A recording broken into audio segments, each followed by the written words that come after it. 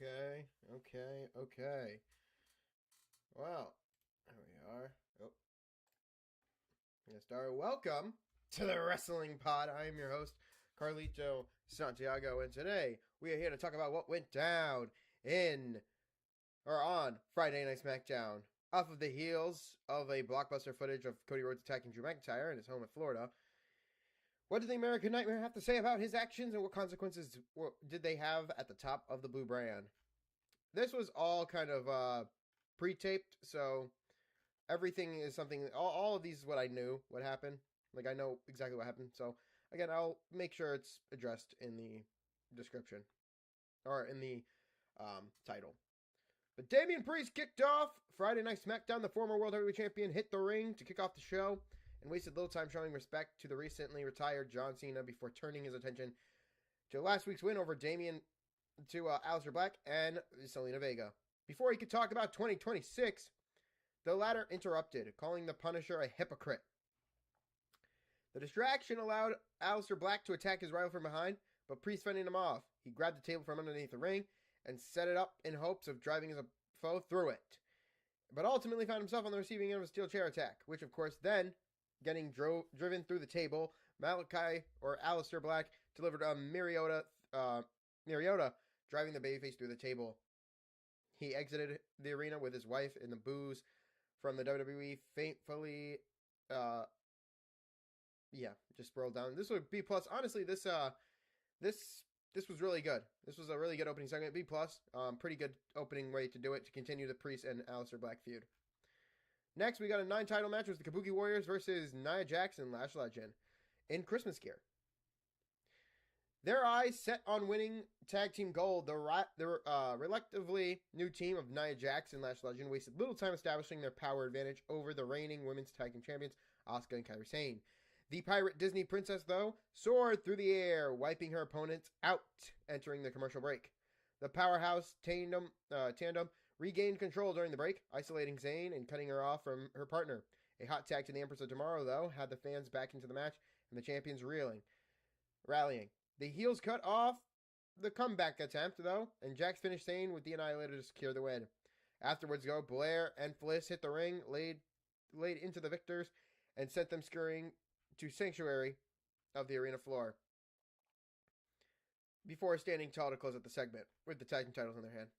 Backstage, of course, Black attacked Priest, leaving him lying after a brutal assault, and further, establishing the upper hand over the Archer of Infamy.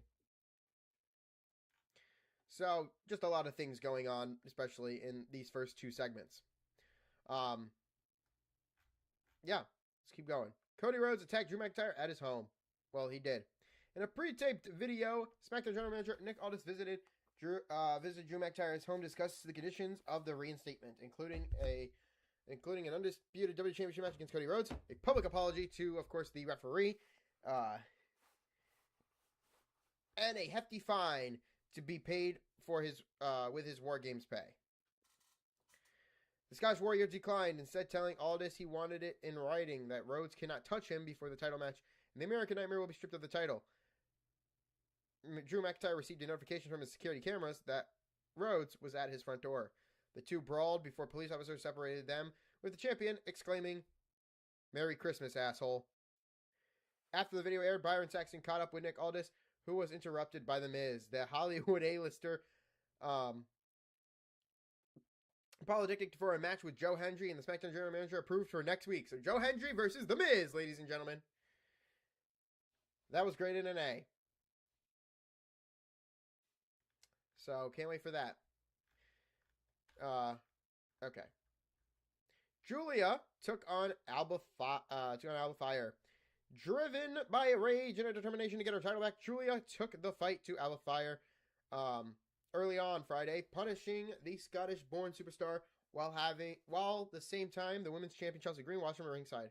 In what was a glorified enhancement match, Julia out-wrestled Fire, rocked her with the Arrivederci knee strike, and put her down with a Northern Lights bomb for the win. After the match, she stared Chelsea Green down, intimidating her enough for the champion to trip and fall on her way out. I don't know who to root for in this. I don't know if they're going to make Julia's the heel or fucking what. I don't know. I don't know how I feel about this. Chelsea Green's also a heel too. Cody Rhodes addressed Nick Aldis. The American Nightmare immediately addressed his pull apart from McIntyre, mockingly asking the Scottish Warrior if a more suitable work environment for him may be Staples. Aldis interrupted, taking exception to Rhodes overstepping and not trusting him to get the negotiation with the Prospects #1 contender done. He reiterated the conditions: no touching McIntyre, or the champion will, of course, be stripped. Cody agreed to that, but not without a few words of wisdom.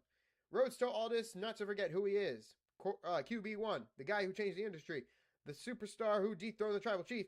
He ended the tense encounter by reminding Aldis that as long as he is champion, Rhodes works for the people, and the GM works for him. This was an outstanding work for both Aldis and Rhodes. The general manager expresses his frustration with his employee not following orders, while Rhodes mutters some of that old Mick Foley testicular fortitude and reminds his boss who he was. Not only did this set the stage for McIntyre's return, but it also planted the seeds for a dissension between the authority figure and the babyface champion. That is a story that we've seen unfold before, but given how the history between Rhodes and Aldis, this could be great fun, big storyline development that could be headed down the road. So graded an A. We want to jump into Carmelo Hayes and Ilya Dragunov in a tag team match because the last two matches are tag team matches. Carmelo Hayes and Ilya Dragunov took on DIY, and something interesting happened right after this match because the next show was pre-taped. So next week's SmackDown was pre-taped, and these two would have a match for the U.S. title right there and then. So I know that's something interesting coming. A week after coming to the aid of the U.S. champion, Hayes partnered with Dragunov to take on Tommaso Ciampa and Johnny Gargano. DIY dominated a large portion of the action. Their history as a team and undeniable chemistry were the differences. Their opponents, single stars in NXT, proved as resilient as they did earlier in their careers. They fought back, doing enough to evade the defeat before Dragunov blasted Ciampa with an H-bomb, and Hayes followed with nothing but net to get the win. Graded an A. And of course, backstage, we also saw Jade Cargill get attacked by Michin with a kendo stick, keeping their feud alive too. Carmelo Hayes and Ilya Dragunov are probably, like, as much as they have fought each other in NXT, bro, they come together as a tag team. That's fucking strong right there. I like that shit. That is perfect, like, booking right there for this. And then you're going to get next week's show where they're going to go one-on-one for the U.S. title. Damn. But we got to our main event.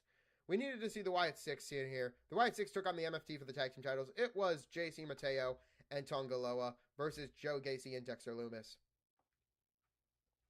The top prize in the SmackDown Tag Team Division was up for grabs on Friday for the main event. Brought to you by Riyadh Season. The challengers downed and isolated Lumis, cutting him off from his partner. They worked over the tallest athlete in the match before he created separation and tagged in Gacy. The champions, of course, mounted a comeback, but they had their momentum halted by an interference from Tala Tonga at ringside. Eric Rowan wiped him out, and a brawl ensued, which resulted in a double DQ, or, well, no contest.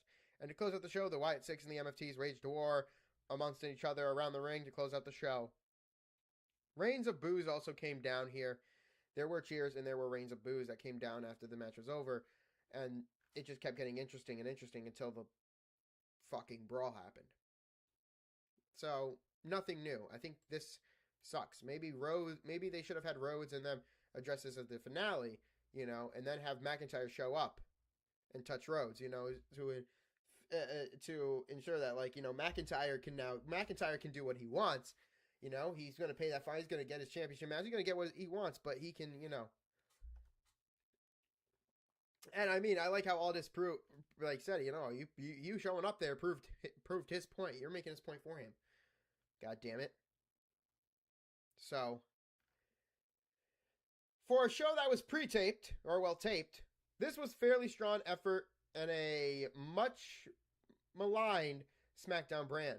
There was clear direction for some of the top feuds, including Rhodes and McIntyre, Priest and Black, and both sets of tag team titles, while the U.S. Championship title picture continues to shine thanks to the efforts of Dragunov, with Carmelo Hayes also probably getting that title shot. While the prospects of the Blue Brand going back to 3 hours in the new year sounds like something out of a horror movie, this episode hits a nice compact stride and never relented. B+. So yeah, pretty good SmackDown for something that is taped. So I apologize for Lewis's forgetfulness on the stream for the fucking for the Thursday night game. I do apologize for that. He'll be here on Monday, hopefully, to do the he should be here Monday to do the football analysis for the Saturday and Sunday games for Week 16 as we move right into